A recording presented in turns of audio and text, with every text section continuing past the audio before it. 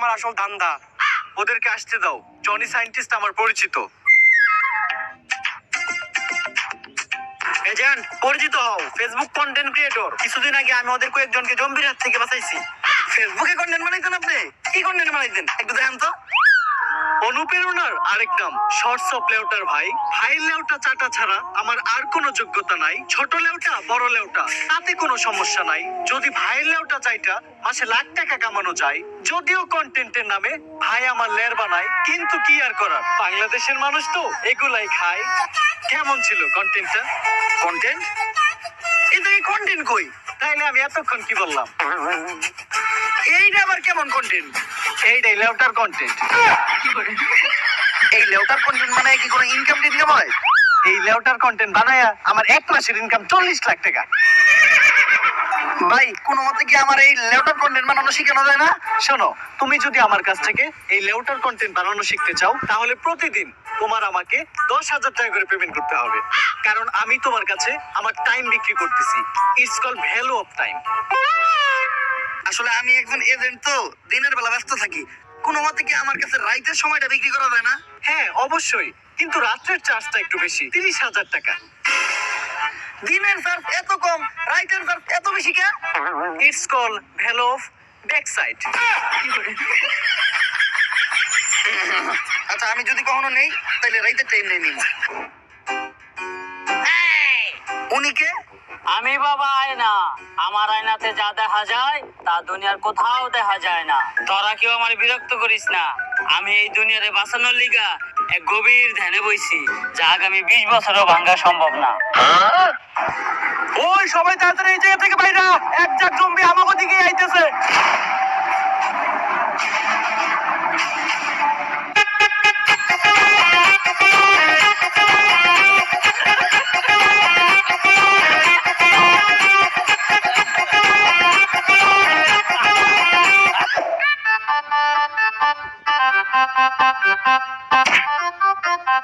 আরে বাবা, আপনি না ধ্যানে বইছিলেন? আপনার ধ্যান না 20 বছরের আগে ভাঙলেন না? আরে বেড়া, আমি যদি ধ্যান না ভাঙ্গি তাহলে তোকে জম্বির হাত থেকে বাঁচাইবো কেরা?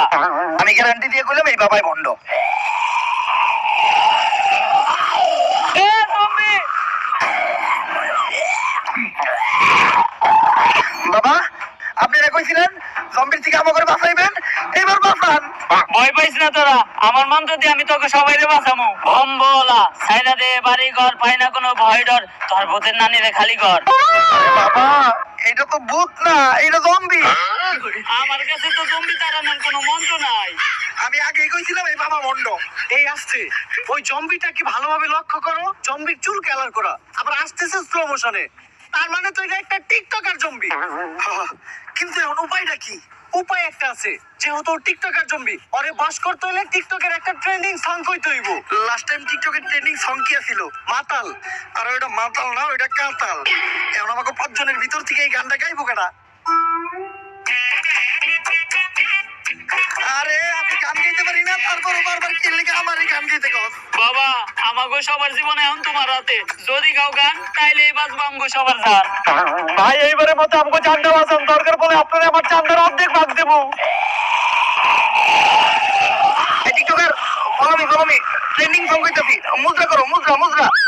ও জম্বি তেরি আখ কাতাল, তেরা নাক কাতাল, তেমনে নাচতাছস পুরা উতাল পাতাল, আঙ্গরে না খাইয়া গুইরা বাইতে জায়গা, বাইতে যাইয়া দেখবি তোর নানি বেতাল। ও জম্বি তুই পুরাই কাতাল, তুই পুরাই কাতাল, তেমনে নাচতাছস তোর নাই তাল বেতাল, আঙ্গরে না খাইয়া গুইরা বাইতে জায়গা, বাইতে যাইয়া দেখবি তোর নানি মাতাল। ও জম্বি তোর নানি মাতাল, তোর নানি মাতাল।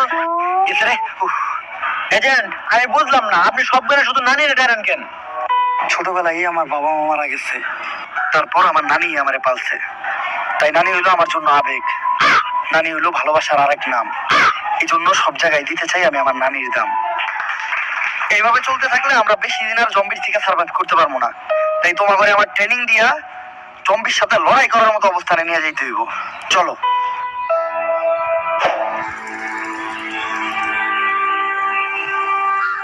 এজেন্ট, তুমি এগুলা কি করতেছো?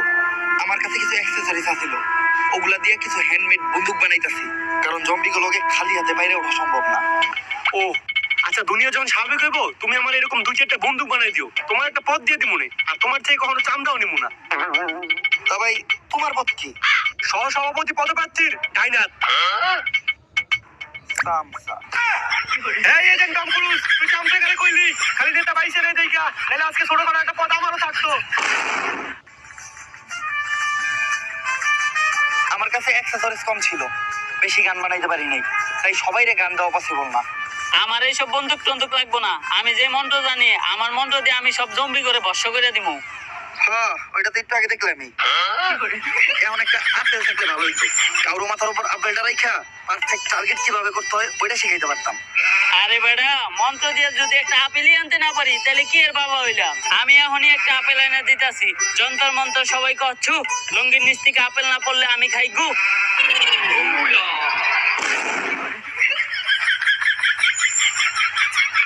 অনুপ্রেরণার আরেক নাম ভণ্ড বাবা। এই আপেলটা না ধুয়াই তোমরা সবাই খাবা, খাইতে গিয়ে যদি গলায় আটকাই তাইলে পানি চাপা। আর এরকম উল্টাপাল্টা শায়রি যদি তুমি আবার বলো তাহলে তোমার পুটকিতে লাত্তি খাবা। কিন্তু বাবা আপেল এমন পচাকে? হাল আর পু 400 আপেলের কেজি, আমার এই বাহি মন্ত্র দিয়ে কি ভালো আপেল আইবো? আচ্ছা এটা দিয়ে কাম চালাই নিতেছি, এখন আপেলটা মাথায় নিয়ে টার্গেটে দাঁড়াইবো কেটা?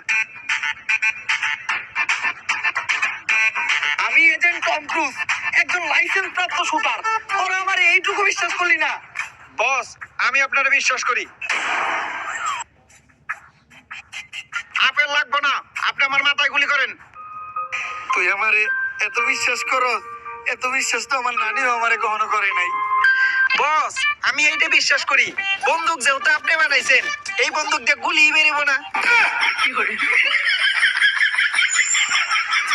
দেখ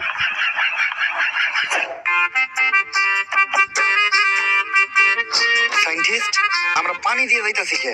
পানিতে দেওয়া হয়েছে কারণ জম্বিরা কোনো পানিতে নামে না, জম্বিরা পানি থেকে ভয় পায়।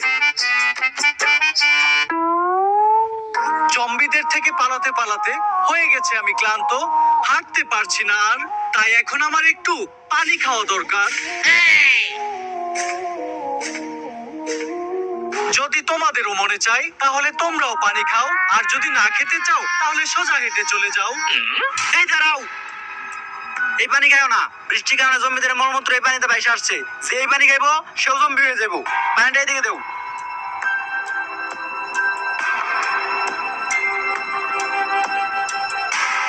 সায়েন্টিস্ট এটা কি মিশাইলেন? এটা হলো টাইটানিয়াম নিউরোটক্সিক পক। এটা মিশাইলে পানিতে থাকা জম্বির ভাইরাস মারা যায়। যাই, তাইলে তো এই পানি আমি খাওয়া যাইব, তোর খাওয়া শেষ হলে আমারও দিস। আমি কি একবারও কইছি পানি খাওয়া যাইবো? খাওয়া যাইব না? না, কেন? এই পানি খেলে কি হইব? 10% ডায়রিয়া হওয়ার সম্ভাবনা আছে। যাক তাইলে সমস্যা নাই, বাকি 90% মরেও যেতে পারে। তাইলে পানিতে মেডিসিন মিশাই লাভ হইলো কি? ওটা তো আমি এমনি মিশাইছি। আগে তো বন্ধ আমি বাবা বন্ধ, এখন তো দেখি সাইন্টিস্ট বন্ধ।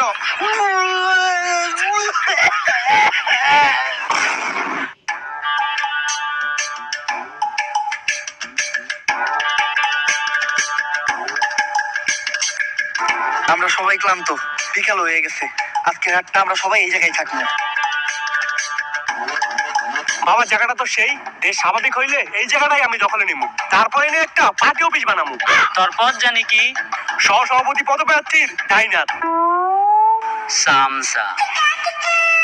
বাবা ওই সময় তো মন্ত্র দিয়ে একটা আপেল আনছিলেন, অনেক খিদা লাগছে, এবার একটা কলা আনা যায় না? কলা তো আনান যায়, কিন্তু যেই কলা আনমু ওইটা তো তোর গলাতে নামবো না। এজেন্ট আজকে যে আমরা এই জায়গায় থাকবো কোনো জম্বি আইবো না? আরে না, তোমরা কোনো চিন্তাই করো না, আমি আমার এক্সপিরিয়েন্স থেকে কইতাছি, 20 কিলোমিটারের ভিতর কোনো জম্বি নাই।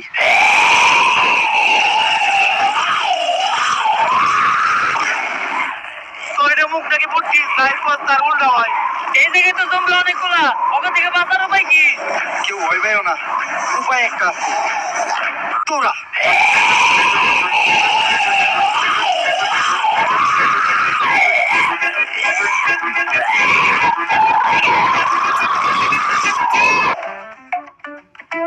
ওই জায়গাটা আর বেশি দূর নাই, আর মনে হচ্ছে এই জায়গাটাই সেফ।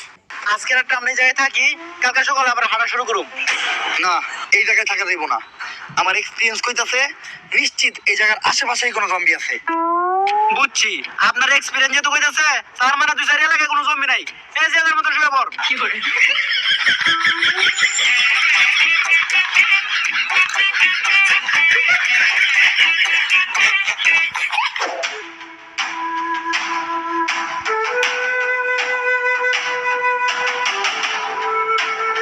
রাস্তা তো দুইটা, এখন বুঝবো কেমন কোন রাস্তাটা নিরাপদ।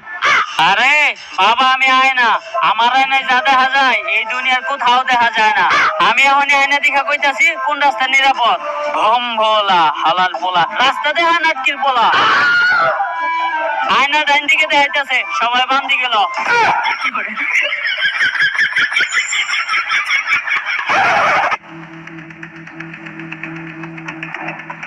বাবা, আপনার আয়না কি ঠিক যাইছে? আমরা না জঙ্গলে বললাম, এনে তো মনে হইতেছে জম্বি আরো বেশি। এইটা হইলো বাবার আয়না, এই আয়না কখনোই ভুল দেখায় না। তোরা সবাই নিশ্চিন্তে থাক, এইখানে একটাও জম্বি নাই। তোমরা কেউ বিশ্বাস না করলেও বাবার উপরে আমার পুরো বিশ্বাস আছে। অনুপ্রেরণার আরেক নাম আয়না বাবা। বাবার দেখানো রাস্তায় চললেই তোমরা সঠিক জায়গায় যাবা। জম্বি নে একবার পিছে ঘুরে দেখ, মুইটা দিছে বাবা তোর বিশ্বাসের উপরে।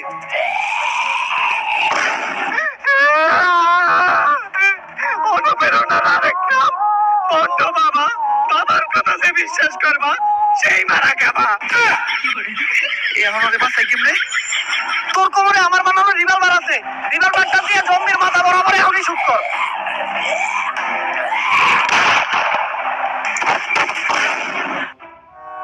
বন্দুকের পিছন দিয়ে গুলি বেরোলো কেমনে? বস, ওইটা আমরা জানুম কেমনে? বন্দুকটা আপনি বানাইছেন। বাবা বাবা, তো বন্দুক আমরা ছাড়াই নাই, বন্দুক দিয়ে জমি মারতে গিয়া জম্বির হাতে নিজে মারা ভালো। বাবা, এখন আপনি একটা বুদ্ধি দেন, এই জম্বির থেকে আমরা বাঁচবো কেমনে? বাবা কই?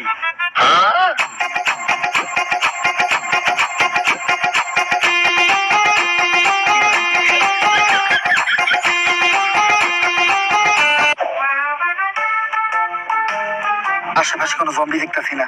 সায়েন্টিস্ট, এখন আমরা কোন দিকে যাবো, ডাইনে নাকি বামে? এরপরে তো আমি আর রাস্তা চিনি না। আমার আয়না দেখাইতেছে ডাইন দিকে যাইতে হইব। তাইলে সবাই বামে লো।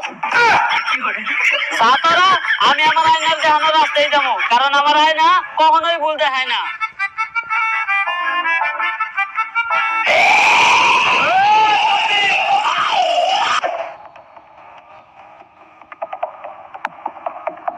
এটাই ওই জায়গা যে জায়গায় এয়ারপোর্টটা লুকানো আছে, কিন্তু এই পুরো জায়গাটাই তো ছোট বড় অনেক জম্বি দিয়ে ভরা। আমরা এত জম্বির মাঝখান দিয়ে কুটটা আনবো কেমনে? চিন্তার কিছু নাই, এই জায়গায় যতগুলো জম্বি আছে সবাই দিন কানা, ওরা দিনের বেলা চোখে দেয় না। হ্যাঁ, রাত কেনা শুনছি, দিন কেনা আবার কি? কোনো আওয়াজ না করলে ওদের আশেপাশে কেউ আছে কিনা এটা ওরা বুঝতেও পারবো না। তাইলে তোমরা এই জায়গায় থাকো, আমি আর বাবা চুপচাপ যেয়া কোটটা নিয়ে আইতাছি। বাবা, মুখটারে একদম বন্ধ রাখেন, মনের ভুলেও কোনো আওয়াজ করেন না। আমরা কিন্তু জম্বিকে জাকের একদম মাঝখানে আছি, কোনো আওয়াজ পাইলে আমরা পুরোপুরি শেষ। বাবা, এটা আপনি কি করলেন?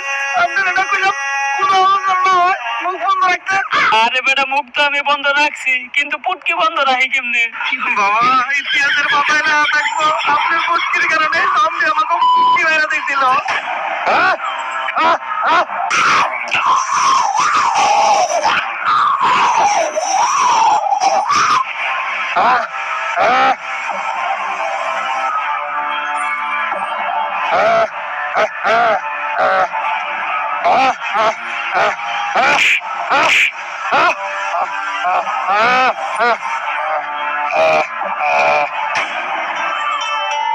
কিরে, তুই এই জম্বিরে দেখে ডরাইলি না কেন? কারণ এটি আমার নানি ছিল। এইটাই যে তোর নানি, তুই বুঝলি কেমনে? হ্যাঁ, রাতের ঝাড়ুটা দেখা, ওই ঝাড়ু দিয়ে আমার নানি আমারে প্রতিদিন পিটাইতো। এটাই তো এয়ারপোর্ট। তার মানে নানি আমার ঘরে সহ পুরা দুনিয়ারে বাঁচাইলো, প্রমাণ কইরা দিল দুনিয়ার জন্য নানি কতটা জরুরি। নানি মানেই আবেগ, নানি মানেই ভালোবাসার আর এক নাম। সায়েন্টিস্ট, এটা ধ্বংস কইরা দুনিয়ার আগের মতো স্বাভাবিক করো। দুনিয়া তাইলে আগের মতো স্বাভাবিক হয়েই গেল। এই সবই আমার মন্ত্রের কামাল। আর আমিও আমার জীবনের প্রথম কোনো মিশন কমপ্লিট করলাম। ও তাহলে তো তোরা এখন থেকে সবাই দুনিয়াতেই থাকবি। এই দুনিয়াতে থাকতে হইলে প্রতিদিনই আমার দিতে হইব চান্দা, কারণ চান্দা না হয় আমার আসল ধান্দা। তোর পদ জানি কি? সহসভাপতি পদপ্রার্থীর ডাইনাথ। সামসা।